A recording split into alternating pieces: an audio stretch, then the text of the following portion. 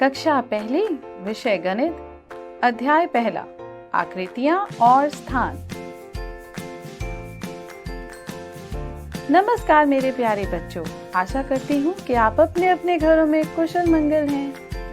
प्यारे बच्चों, आज हम कक्षा पहली के गणित विषय के पहले पाठ का अध्ययन करेंगे, जिसका शीर्षक है आकृतियां और स्थान। बच्चों, क्रिकेट खेलने के लिए आपको किस किस चीज की आवश्यकता होती है? जी हाँ, गेंद, बल्ला और विकेट, इन सब का प्रयोग क्रिकेट में होता है। ये सभी चीजें आकार में एक दूसरे से अलग दिखती हैं, यानी ये सब अलग अलग आकृतियों की वस्तुएं हैं। इसी तरह बच्चों, जब आप पढ़ने बैठते हैं तो जिन चीजों का प्रयोग करते हैं, जैसे कि पेंसिल, किताब और रबड़, इन सब की भी अलग अलग आकृतियां होती हैं। जैसे कि कुछ चौरस है तो कुछ गोल हैं। अब बताइए कि आप क्रिकेट खेलते हैं। कहाँ खेलते हैं क्रिकेट? जी हाँ, आप मैदान में क्रिकेट खेलते हैं। मैदान यानी कि क्रिकेट खेलने का स्थान। इसी प्रकार पढ़ने का स्थान है आपकी कक्षा या आपका घर। आप अपने घर के अंदर बाहर जाते हैं, मेज पर पड़ी चीजें ऊपर या नीचे रखते हैं। आपके किसी दोस्त का घर आपके घर के पास, तो किसी दोस्त का घर आपके घर से दूर भी है। तो बच्चों, अभी आपने अपने वाक्यों में विभिन्न विभिन्न स्थानों का प्रयोग किया, जैसे अंदर बाहर, ऊपर नीचे, पास व दूर। तो चलो क्यों ना आपको एक मनोरंजक कहानी सुनाई जाए। यह कहानी अरब देश के एक आदमी और उसके ऊंट की है।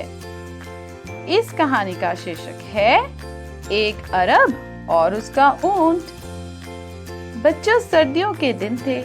एक अरब अपने ऊंट की पीठ पर सवारी करता हुआ रेगिस्तान से गुजर रहा था। जब रात हुई तो अरब ने अपना तंबू लगाया और उसके अंदर सोने चला गया। ऊंट तंबू के बाहर था और उसे सर्दी लगने लगी, इसलिए उसने अरब से पूछा, बाहर तो बहुत ठंड है, क्या मैं अपनी गर्दन तंबू के अंदर कर लूं? अरब ने उसे इजाजत देते हुए कहा, ठीक है, तुम अपनी गर्दन तंबू के अंदर कर लो। परंतु सर्दी इतनी ज्यादा थी कि उसको अब भी ठंड लग रही थी। इसलिए ऊंट ने फिर से अरब से पूछा कि बाहर तो बहुत ठंड है, क्या मैं अपनी टांगे अंदर कर लूं? यह सुनकर अरब को फिर तरस आ गया और उसने इजाजत देते हुए कहा, ठीक है, तुम अपनी आगे वाली दोनों टांगे तंबू के अंदर कर लो। परंतु बच्चों, जैसे जैसे रात गुजर रही थी, वैसे वैसे ठंड बढ़ती ही जा रही थी। ऊंट को अभी भी ठंड लग रही थी। उसने फिर से अरब से पूछा, क्या मैं अंदर आ जाऊं? अरब ने तुरंत मना करते हुए कहा, नहीं नहीं, हम दोनों के लिए यह तंबू बहुत छोटा है। ऊंट उसके जवाब में अरब से कहता है, फिर तुम तंबू के बाहर चले जाओ, क्योंकि मैं तो तंबू के अंदर आ रहा हूँ। यह कहते ही ऊंट तंबू के अंदर आ गया और स्थान कम पड़ने की वजह से अरब को बाकी की रात ठंड में ही तंबू के बाहर गुजारनी पड़ी। इस प्रकार ऊंट सारी रात तंबू के अंदर चैन से सोता है और स्थान कम पड़ने की वजह से अरब को तंबू के बाहर ही सोना पड़ता है। बच्चों, तंबू में कौन है?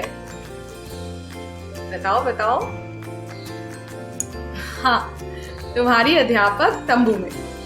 पर क्या मेरे साथ साथ ऊंट भी इस तंबू में आ सकता है? नहीं। और क्या ऊंट के साथ मैं तंबू में आ सकती हूँ? नहीं।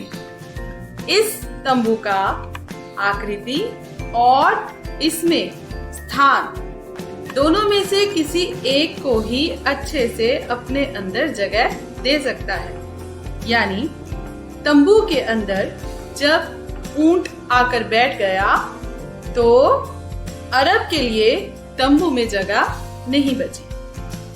आशा है कि आपको ये कहानी बहुत पसंद आई होगी। चलिए अब हम इस कहानी से संबंधित कुछ मजेदार कार्य करें।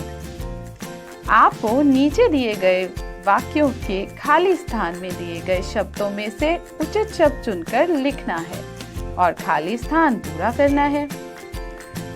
अरब ऊंट की पीठ के डैश बैठकर घूमने जा रहा था, ऊपर या नीचे? सही जवाब ऊपर। अरब ने अपना तंबू लगाया और उसके डैश सोने चला गया, बाहर या अंदर? सही जवाब अंदर सोने चला गया। तीसरा, डैश तो बहुत ठंड है, क्या मैं अपनी गर्दन डैश कर लूं? बाहर या अंदर? सही जवाब बाहर तो बहुत ठंड है, क्या मैं अपनी गर्दन अंदर कर लूं? चौथा, अरब ने ऊंट को डैश ही सोने दिया, बाहर या अंदर? सही जवाब बाहर ही सोने दिया। यह तंबू हम दोनों के लिए बहुत डैश है, बड़ा या छोटा? सही जवाब छोटा। यह तंबू हम दोनों के लिए बहुत छोटा है। तुम अपनी गर्दन और टांगे डैश कर लो, बाहर या अंदर? सही जवाब अंदर कर लो। तुम अपनी गर्दन और टांगे अंदर कर लो। कहानी के अंत में ऊंट डैश सोता है और अरब सोता है। ऊंट अंदर या बाहर सोता है? सही जवाब अंदर सोता है। बच्चों, आपने इस कहानी में क्या क्या सीखा? हाँ बच्चों, हमने इस कहानी से स्थान जैसे अंदर, बाहर, ऊपर, नीचे के बारे में सीखा। साथ ही हमने आकारों के बारे में सीखा, जैसे छोटा, बड़ा इत्यादि। अब हम पाठ में दिए गए छोटे और बड़े आकारों की चीजों के बारे में पढ़ेंगे। बड़े पर सही का निशान लगाइए। क भाग हाथी या ख भाग कुत्ता? आपको इनमें से सही का निशान बड़े के ओर लगाना है। सही जवाब हाथी। हाथी बड़ा है कुत्ते से। दूसरा भाग बिल्ली या घोड़ा? सही जवाब घोड़ा। घोड़ा बिल्ली से बड़ा है। तीसरा, गाय या बंदर? सही जवाब गाय बंदर से बड़ी है। चौथा, जिराफ या शेर? बिल्कुल सही, जिराफ शेर से भी बड़ा है। अब आप छोटे पर सही निशान लगाइए। शेर या बिल्ली? बिल्कुल सही, बिल्ली। बिल्ली शेर से छोटी होती है।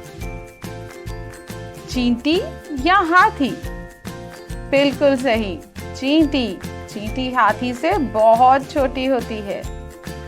लोमड़ी या जिराफ? लोमड़ी बिल्कुल सही, लोमड़ी जिराफ से छोटी है। हाथी या शेर? शेर बिल्कुल सही। ऊंट या गाय? गाय बिल्कुल सही जवाब। आप सब तो बहुत होशियार हैं। तो बच्चों, हमने अभी अभी छोटे और बड़े जीव जंतुओं के बारे में पढ़ा और उनमें से कौन छोटा और कौन बड़ा है उसके बारे में भी पढ़ा। बड़े और छोटे आकार को पहचानना मुश्किल नहीं होता, हम उनके आकार या आकृति को देखकर बता सकते हैं। सबसे बड़ा, सबसे छोटा। बच्चों, अब हम पढ़ेंगे कि कौन सी चीज सबसे छोटी है और कौन सी चीज सबसे बड़ी, यानी अगर आपके सामने एक जैसी बहुत सी वस्तुएं हो तो उनमें से आपने सबसे छोटी या सबसे बड़ी बतानी होगी। ऊपर दिए गए चित्रों में हमें यह पता लगाना है कि कौन सी पेंसिल सबसे छोटी है और कौन सी सबसे बड़ी। क, ख, ग। सभी चित्रों को ध्यान से देखो और बताओ आपको सबसे छोटी पेंसिल कौन सी लग रही है। बिल्कुल सही, क पर सबसे छोटी पेंसिल है और ग पर सबसे बड़ी पेंसिल है। तो देखा कितना आसान था। सबसे छोटे जीभ पर सही का निशान लगाइए। चींटी, हाथी, मेंढक। बिल्कुल सही, चींटी सबसे छोटी है, तो सही जवाब है क, चींटी। अब सबसे बड़े जानवर पर सही निशान लगाइए। शेर, भालू, जिराफ। इनमें से कौन सा जानवर सबसे बड़ा है? बिल्कुल सही, जिराफ सबसे बड़ा है। ग भाग जिराफ। सबसे छोटे फल पर सही का निशान लगाइए। सेब, तरबूज, अंगूर। इन तीनों में से कौन से सबसे छोटा फल है? बिल्कुल सही, अंगूर। सबसे बड़ी चीजों पर सही का निशान लगाइए। मेज, पुस्तक, कुर्सी। सही जवाब क, मेज। बिल्कुल सही। सबसे बड़े गोले पर सही का निशान लगाएं। क, ख और ग। इन तीनों चित्रों को ध्यान से देखकर बताएं कि सबसे बड़ा गोला कौन सा है। बिल्कुल सही जवाब ग वाला गोला सबसे बड़ा है। चलो बच्चों, अब हम बात करेंगे उन चीजों की जिनको आप हर रोज देखते हैं, खेलते भी हो, खाते भी हो या फिर उनसे पढ़ते हो। पहला, बच्चों आप सब अपने अपने घरों में सेब, आम तो खाते ही होंगे। तो बच्चों 3 सेब और 3 आम लीजिए और यह पता कीजिए कौन सा सेब सबसे छोटा है और कौन सा सेब सबसे बड़ा। इसी प्रकार 3 आम लीजिए और कौन सा सबसे बड़ा है और कौन सा सबसे छोटा है यह बताइए। बच्चों इसी प्रकार आप सभी अपने अपने घरों के आसपास बहुत सारे पेड़ पौधे देखते होंगे। अपने घर के पास वाले किसी पार्क में जाएं और वहां पर लगे पेड़ों में से यह पता कीजिए कौन सा पेड़ छोटा है और कौन सा बड़ा। बच्चों इसी प्रकार आप सभी अपने घरों में दोस्तों या भाई बहनों के साथ खेलते होंगे। आपने गुब्बारे भी फुलाए होंगे और उनके साथ खेला भी होगा।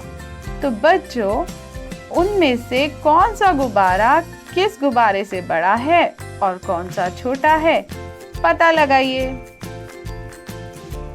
बच्चों अब हम एक मजेदार खेल खेलते हैं और आप सबको सोचना है कि आपकी गर्मी की छुट्टियां चली हुई हैं।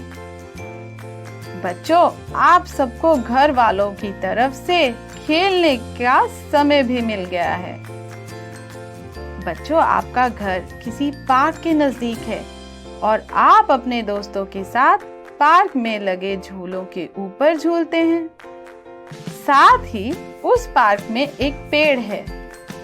उस पेड़ पर एक चिड़िया ने अपना घोंसला बना रखा है और अपने बच्चों के साथ उस पेड़ के ऊपर रहती है। उसी पेड़ के नीचे एक सफेद रंग की बिल्ली बैठी हुई है और थोड़ी देर बाद पेड़ से दूर एक काली बिल्ली सफेद बिल्ली की तरफ आती है। बच्चों आप अपने 3 दोस्तों के साथ खेल रहे हो, राहुल, मयंक और पूजा। राहुल झूले के सबसे पास है और वह झूले के ऊपर चढ़ा हुआ है और पूजा झूले से सबसे दूर। एक तरफ आपके भाई बहन आप ही के घर में छत के ऊपर खेल रहे हैं आपके भाई बहन सीढ़ियों के ऊपर नीचे चल रहे हैं। वहीं पर घर के पास पेड़ है और उस पेड़ की तरफ कुत्ते के पिल्ले दौड़ते हुए नजर आ रहे हैं। सबसे आगे भूरे रंग का पिल्ला, उसके पीछे सफेद और उसके पीछे काले रंग का बिल्ला पेड़ की तरफ दौड़ता हुआ नजर आ रहा है। चलो बच्चों, इसी के साथ इस कहानी से जुड़े प्रश्न उत्तर को हम मिलकर करते हैं। सफेद रंग की बिल्ली कहाँ बैठी हुई थी? क पेड़ के ऊपर और ख पेड़ के नीचे। सही जवाब, बिल्ली पेड़ के नीचे बैठी हुई थी। चिड़िया ने अपना घोंसला कहाँ बनाया हुआ था? पेड़ के नीचे या पेड़ के ऊपर? सही जवाब, पेड़ के ऊपर।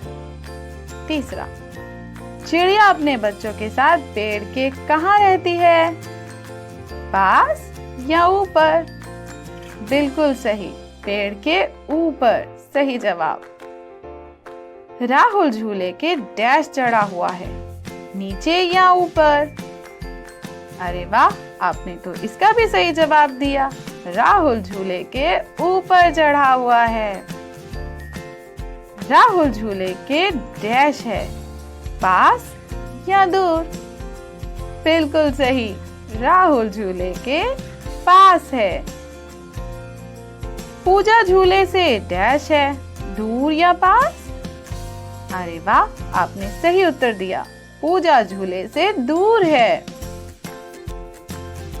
कौन सी बिल्ली पेड़ से दूर है? क काली बिल्ली, ख सफेद बिल्ली? सही जवाब, काली बिल्ली। क उत्तर सही है। आपके भाई बहन छत के डैश खेल रहे हैं, ऊपर या नीचे? बिल्कुल, छत के ऊपर खेल रहे हैं। एकदम सही जवाब। पेड़ से सबसे दूर कौन से रंग का पिल्ला है? काला, सफेद या भूरा? बिल्कुल सही, काले रंग का पिल्ला। पेड़ के पास से कौन से रंग का पिल्ला सबसे पहले आता हुआ दिखाई दे रहा है? क भूरे रंग का, ख सफेद रंग का, ग काले रंग का? बिल्कुल सही, भूरे रंग का। बच्चों, अब हम आपकी कक्षा की बात करते हैं। मान लो बच्चों, आपकी गणित विषय की कक्षा चल रही है। गणित की अध्यापिका कुर्सी के ऊपर बैठी हुई है और उसके सामने मेज के ऊपर किताबें, पेंसिल, पेन रखा हुआ है। आप बच्चे अध्यापिका के मेज के सामने की तरफ बैठे हुए हैं। आपकी मेज पर भी पुस्तक, पेंसिल रखी हुई है और मेज के नीचे आपकी पानी की बोतल और आपका बैग रखा हुआ है। आप बच्चे अध्यापिका के मेज के सामने की तरफ बैठे हुए हो। आपके मेज पर भी पुस्तक, पेंसिल रखी हुई है और मेज के नीचे आपकी पानी की बोतल और आपका बैग रखा हुआ है। बच्चों, सबसे पहले ये बताओ, मेज के ऊपर क्या क्या रखा है? क किताबें, ख पेन, ग पेंसिल? सही जवाब। बच्चों, अब हम आपकी पुस्तक में दिए गए गांव के चित्र के ऊपर बात करेंगे। चित्र को देखकर पास, दूर, ऊपर, नीचे, इन सब का पता लगाइए। पक्षी पेड़ के डैश बैठे हुए हैं। बिल्कुल सही, पक्षी पेड़ के ऊपर बैठे हुए हैं। कुएं के डैश महिलाएं पानी भर रही हैं। बिल्कुल सही, कुएं के पास महिलाएं पानी भर रही हैं। पानी का घड़ा महिलाओं के सिर के डैश है। बिल्कुल सही, पानी का घड़ा महिलाओं के सिर के ऊपर है। बच्चे कुएं के डैश खेल रहे हैं।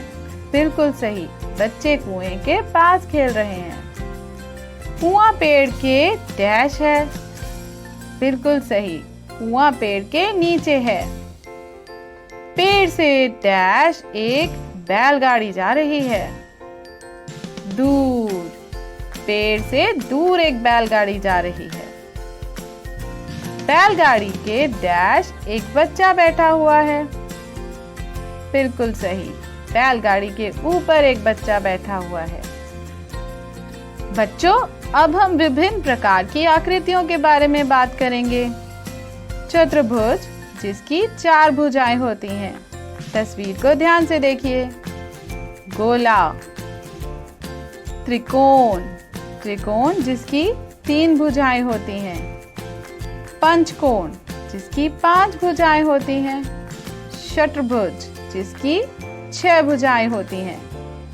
बच्चों, अब हम एक खेल खेलते हैं जिसमें अलग अलग आकृतियों को राहुल और पूजा ने इकट्ठा करना है अपने घरों से। राहुल को गुलाबी डिब्बे में आकृतियों को इकट्ठा करना है। राहुल को डिब्बा जैसे आकृति मतलब चतुर्भुज जैसी आकृति इकट्ठी करनी है। पूजा को पीले डिब्बे में गोल जैसी आकृतियों को इकट्ठा करना है। चलो बच्चों, देखते हैं दोनों ने क्या क्या इकट्ठा किया। चलो बच्चों, देखते हैं राहुल ने क्या क्या इकट्ठा किया। राहुल द्वारा इकट्ठी की गई आकृतियां। चाक का डिब्बा, जूते का डिब्बा, रबड़ का डिब्बा, मोबाइल का डिब्बा, मिठाई का डिब्बा। ये सब चीजें चतुर्भुज आकृतियां को दर्शाती है। पूजा की इकट्ठी की गई चीजें इस प्रकार हैं। सेब, गेंद, टमाटर, फुटबॉल, संतरा। ये सब चीजें बच्चों गोला आकृति की ही हैं। चलो बच्चों, अब हम रेखा खींचकर एक जैसी आकृतियों का मिलान करेंगे। गेंद, टमाटर, गिफ्ट बॉक्स, टॉफी, तरबूज, पेंसिल, बैटरी। अब हम इनका मिलान करेंगे। गेंद गोल होती है ना बच्चों, तो ये गई फुटबॉल के साथ। इसका हमने मिलान किया। टमाटर, इसको किसके साथ मिलाएंगे आप? सेब के साथ। गिफ्ट बॉक्स, चाक बॉक्स। Toffee, ice cream. तरबूज, गुब्बारा। Pencil, pen. बैटरी, पानी की बोतल। बच्चों, अब हम बात करेंगे लुढ़कती और सरकती चीजों के बारे में। लुढ़कना का मतलब होता है किसी चीज का गोल गोल घूमकर आगे की ओर बढ़ना। जैसे किसी बच्चे ने झूले के ऊपर गेंद रखी और उस गेंद का गोल गोल घूमना लुढ़कना कहलाता है। सरकना का मतलब होता है किसी चीज का सरकते हुए आना। यह चीज गोल गोल नहीं घूमती। जैसे आपके पाठ के चित्र में दर्शाया गया है कि एक लड़की बॉक्स को सरका रही है। अब हम बच्चों लुढ़कती और सरकती हुई चीजें बताएंगे। लुढ़कती हुई चीजें जो गोल गोल घूमती हैं, जैसे गेंद, फुटबॉल, कंचे, बैटरी। सरकती हुई चीजें जो सरकती हैं, मतलब खिसकती हैं। आसानी से लुढ़कने वाली वस्तुओं पर सही का निशान लगाइए। क फुटबॉल, ख पेंसिल, ग बॉक्स, घ अटैची। सबसे जल्दी क फुटबॉल, ये लुढ़केगी। फिर पेंसिल दूसरे नंबर पर। सरकने वाली वस्तुओं पर सही का निशान लगाइए। क टमाटर, ख बैटरी, ग अटैची, घ प्याज। बाकी सब तो गोल गोल है ना, तो अटैची जो है वही सरकेगा। तो ग अटैची सरकने वाली वस्तु है। चलो बच्चों, इसी लुढ़कने वाली चीजों पर आपको एक कहानी सुनाते हैं। बच्चों, एक बार एक मेमना था। वह जंगल के रास्ते अपनी दादी माँ से मिलने जा रहा था। जंगल के रास्ते में उसे एक भेड़िया मिला। भेड़िया मेमने को बोलता है, कि मैं तुम्हें खाने जा रहा हूँ। भेड़िए की बात सुनकर मेमना डर जाता है और बोलता है, कृपया मुझे जाने दो, मैं अपनी दादी माँ से मिलने जा रहा हूँ। जब मैं वापस आऊं तो मुझे खा लेना। मेमने की बात सुनकर भेड़िया उसे वहां से जाने देता है। जब मेमना दादी माँ से मिलकर लौट रहा था तो वह सारी बात अपनी दादी माँ को बताता है। दादी माँ सारी बात सुनकर एक उपाय सोचती है। दादी माँ मेमने को एक ढोलक में छुपा देती है। मेमना ढोलक के अंदर छुप जाता है। दादी माँ ने उस ढोलक को सड़क पर लुढ़का दिया। सड़क पर जाते वक्त मेमने ने भेड़िए को उसका इंतजार करते हुए पाया। भेड़िया उसे पूछता है कि क्या तुमने किसी मेमने को इस तरफ जाते हुए देखा है? मेमना बोलता है, नहीं। भेड़िए को शक हो गया और वह ढोलक के पीछे पीछे दौड़ने लगा। इससे पहले भेड़िया उसे पकड़ पाता, मेमना अपने घर पहुंच गया और उसने दादी माँ का धन्यवाद किया। बच्चों, अब हम इसी कहानी के प्रश्न उत्तर करते हैं। पहला, मेमना किस पशु का बच्चा होता है? क गाय का या ख बकरी का? बिल्कुल सही जवाब, बकरी का। दूसरा प्रश्न, मेमने को जंगल के रास्ते कौन मिलता है? क भेड़िया, ख भालू? बिल्कुल सही, भेड़िया। मेमने को जंगल के रास्ते भेड़िया मिलता है। मेमने को उसकी दादी किस चीज के अंदर छुपाती है? ढोलक या बॉक्स? बिल्कुल सही उत्तर, ढोलक। मेमने को उसकी दादी ढोलक के अंदर छुपाती है। मुझे मालूम है आप इस काम में बहुत अच्छे हैं, तो चलिए शुरू हो जाइए। आज की मुलाकात यहीं समाप्त होती है। अगली बार फिर मिलेंगे। अलविदा।